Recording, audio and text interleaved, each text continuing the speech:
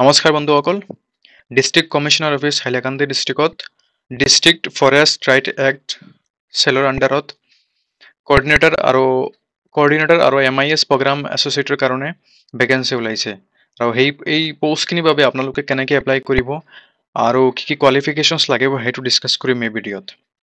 তো ইয়াত আপোনালোকৰ যিখিনি পোষ্ট আছে সেই পোষ্টখিনি এপ্লাইৰ বাবে আপোনালোকৰ কোনো অনলাইন এপ্লিকেশ্যন ছাবমিট কৰিব নালাগে।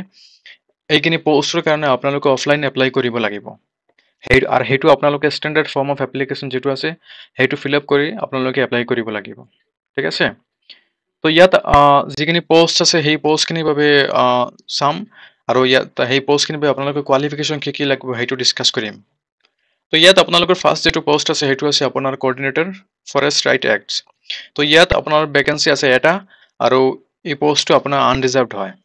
তো এই কোঅৰ্ডিনেটৰ পোষ্ট যিটো আছে সেইটোৰ কাৰণে আপোনালোকৰ যিটো মিনিমাম কোৱালিফিকেশ্যনছ লাগিব সেইটো হ'ল আপোনাৰ master degree in social science or social work আৰু লগতে আপোনাৰ লাগিব knowledge of basic IT or computer applications আৰু এক্সপিৰিয়েঞ্চ যিটো আছে সেইটো আছে আপোনাৰ minimum 5 years domain experience in any area of rural development and tribal welfare will be preferred, ঠিক আছে। আৰু লগতে আপোনাৰ মেক্সিমাম এজ লিমিট যিটো আছে সেইটো আছে আপোনাৰ 35 years। 35 yearsৰ ওপৰত হ'লে আপোনালোকে এই পোষ্টটোৰ কাৰণে এলিজিবল নহ'ব। এটা ছেকেণ্ড যিটো পোষ্ট আছে সেইটো আছে আপোনাৰ MIS অৰ প্ৰগ্ৰাম এছ'চিয়েট। তো MIS অৰ প্ৰগ্ৰাম এছ'চিয়েটৰ কাৰণে আপোনাৰ নম্বৰ অফ ভেকেঞ্চি আছে এটা আৰু এই পোষ্টটোৰ কাৰণে আপোনাৰ কোনো ৰিজাৰ্ভেশ্যন নাই, এইটো আনৰিজাৰ্ভ পোষ্ট হয়। আৰু এই পোষ্টটোৰ কাৰণে আপোনালোকৰ যিটো কোৱালিফিকেশ্যনছ লাগিব সেইটো হ'ল আপোনাৰ BSc or BA in statistics or BSc in mathematics or BA in economics social science from reputed institution. তো এইখিনি ছাবজেক্টছত আপোনাৰ গ্ৰেজুৱেশ্যন হ'লে হৈ যাব আৰু লগতে আপোনাৰ minimum diploma in information technology IT or computer applications মানে আপোনাৰ 1 year কম্পিউটাৰ ডিপ্ল'মা চাৰ্টিফিকেট থাকিব লাগিব। নেক্সট হ'ল যে ইয়াত আপোনালোকৰ এক্সপিৰিয়েঞ্চ যিটো আছে সেইটো আছে আপোনাৰ minimum 2 years domain experience in the area of large scale data processing and management. আপোনালোকৰ লাৰ্জ স্কেল ডাটা মেনেজমেণ্টৰ যিটো আছে সেইটো এক্সপিৰিয়েঞ্চ থাকিব লাগিব আৰু এই পোষ্টটোৰ কাৰণে আপোনালোকৰ মেক্সিমাম যিটো এজ লিমিট আছে সেইটো আছে আপোনাৰ 35 years। এতিয়া যি দুইটা পোষ্ট আছে এই দুইটা পোষ্টৰ কাৰণে আপোনালোকৰ মান্থলি চেলাৰী যিটো হ'ব সেইটো হ'ব আপোনাৰ কোঅৰ্ডিনেটৰ পোষ্টৰ কাৰণে আপোনালোকৰ যিটো চেলাৰী হ'ব সেইটো হ'ব আপোনাৰ 35,000 ফিক্স চেলাৰী হ'ব আৰু MIS অৰ প্ৰগ্ৰাম এছ'চিয়েটৰ কাৰণে আপোনালোকৰ যিটো চেলাৰী হ'ব সেইটো হ'ব আপোনাৰ 25,000 ফিক্সড। তো এই পোষ্টটোৰ কাৰণে আৰু কি টাৰ্মছ এণ্ড কণ্ডিশ্যন আছে এতিয়া সেইবিলাক চাম। তো এই পোষ্টখিনি আপোনাৰ minimum period of the program is for 2 years অনলি। ইয়াতে যিখিনি পোষ্ট আছে সেইখিনি আপোনাৰ 2 yearsৰ কাৰণে হ'ব and the engagement will be purely temporary in nature on contractual basis. So এইখিনি আপোনাৰ contractual job হয়। The selected candidates in the above categories of designation will be engaged for a period of 11 months. তো এইটো আপোনাৰ প্ৰথমত আপোনাৰ 11 monthsৰ কাৰণে হ'ব, তাৰপিছত নেক্সট আৰু 11 monthsৰ কাৰণে এইটো আপোনাৰ এক্সটেণ্ড হ'ব। কিন্তু এইবিলাক জব এবাৰ ষ্টাৰ্ট হ'লে তাৰপিছত কণ্টিনিউ চলি থাকে, ঠিক আছে। আপোনালোকে এইটো নাভাবিব যে 11 monthsৰ পিছতে আপোনাৰ জবটো মানে টাৰ্মিনেট কৰি দিব বা বন্ধ হৈ যাব, ঠিক আছে। এইবিলাক জব আপোনাৰ কণ্টিনিউৱাছলি চলি থাকে, এইবিলাক জব আপোনাৰ কণ্টিনিউৱাছলি চলি থাকিব, ঠিক আছে। আৰু নেক্সট হৈছে the selected person can not claim any appointment engagement under regular government establishment by virtue of his her performing duties as a contractual appointee. তো আপোনালোকে এইটো ৰেগুলাৰ জব বুলি আপোনালোকে সেইটো ক্লেইম কৰিব নোৱাৰিব আৰু date of test or interview will be intimated shortly. আৰু তেওঁলোকে যিটো ইণ্টাৰভিউ ডেট আছে সেইটো তেওঁলোকে শ্বৰ্টলি আপোনালোকে জনাব। Only shortlisted candidate will be called for the interview. তো যিসকল কেণ্ডিডেট শ্বৰ্টলিষ্ট হ'ব তেওঁলোকে কাৰণে ইণ্টাৰভিউৰ কাৰণে মাতিব। The candidates called for interview will have to bring their original documents along with attested copies of experience certificate.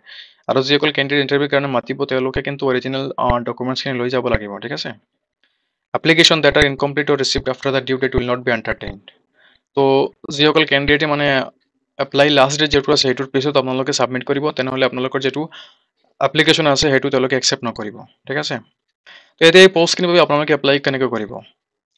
The last date of submission of application form through offline mode is 27 October 2025. তো এইটো আপোনালোকে standard form of application যিটো আছে সেইখন আপোনালোকে fill up কৰি আপোনালোকৰ যি ডকুমেণ্টছ আছে সেইখিনি লগাই আপোনালোকে অফলাইন মোডত ছাবমিট কৰিব লাগিব, ঠিক আছে। তো ইয়াত কৈছে যে application accompanied by the required documents along with 2 numbers of recent passport size photographs must be submitted to Shri লালৰহুলু খাইটেং SCS additional commissioner Hailakandi.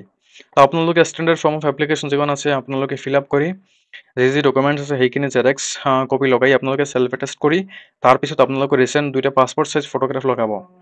তাৰপিছত আপোনালোকে এই ফৰ্মখন এপ্লিকেশ্যন ফৰ্মখন আপোনালোকে শ্ৰী লালহৰুল খাইটেং SCS এডিশ্যনেল কমিশ্যনাৰ যিটো আছে সেই অফিচখনত আপোনালোকে মানে SCSত যিটো অফিচ আছে সেই অফিচৰ চেম্বাৰত আপোনালোকে এপ্লিকেশ্যন ফৰ্মখন ছাবমিট কৰিব লাগিব, ঠিক আছে।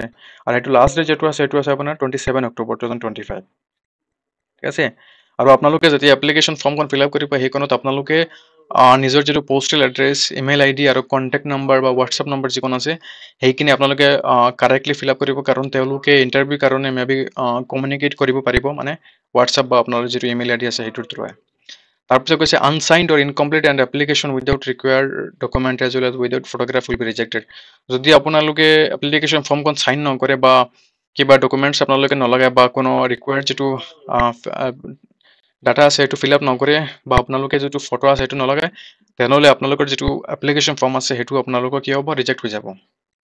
তাৰপিছত কৈছে যে required documents along standard application form. তো আপোনালোকে যিটো ষ্টেণ্ডাৰ্ড ফৰ্ম অফ এপ্লিকেশ্যন যিটো আপোনালোকে ফিল আপ কৰিব সেইটোৰ লগত আপোনালোকে এইখিনি ডকুমেণ্টছ আপোনালোকে লগাই চেণ্ড কৰিব লাগিব। তাৰ মাজত কৈছে self attested Xerox copy of certificate from HSLC pass certificate, HSLC admit card to the highest qualification certificate, ঠিক আছে। তো আপোনালোকে মেট্ৰিকৰ পৰা শুৰু কৰি আপোনালোকৰ যিমান কোৱালিফিকেশ্যন তেওঁলোকে বিচাৰিছে সেই কোৱালিফিকেশ্যন লৈ আপোনালোকৰ যি চাৰ্টিফিকেট মাৰ্কশ্বিট আছে সেইবিলাক আপোনালোকে চেল্ফ এটেষ্ট কৰি জেৰক্স কৰি এইটো এপ্লিকেশ্যন ফৰ্মত লগত চেণ্ড কৰিব লাগিব। তাৰপিছত employment exchange registration certificate copy. তো আপোনালোকৰ employment exchange certificate, registration certificate যিখন আছে সেইখনৰ আপোনালোকে জেৰক্স দিব লাগিব, ঠিক আছে। তো এইখিনি ডকুমেণ্টছ আপোনালোকে ছাবমিট কৰিব লাগিব। আৰু যদি আপোনালোকৰ এই পষ্টখিনিৰ বাবে আপোনালোকৰ যিটো কোৱালিফিকেশ্যনছ আছে সেইটো যদি আপোনাৰ মেচ হয় তেনেহ'লে আপোনালোকে এই পষ্টখিনিৰ বাবে এপ্লাই কৰিব পাৰিব, ঠিক আছে। ধন্যবাদ।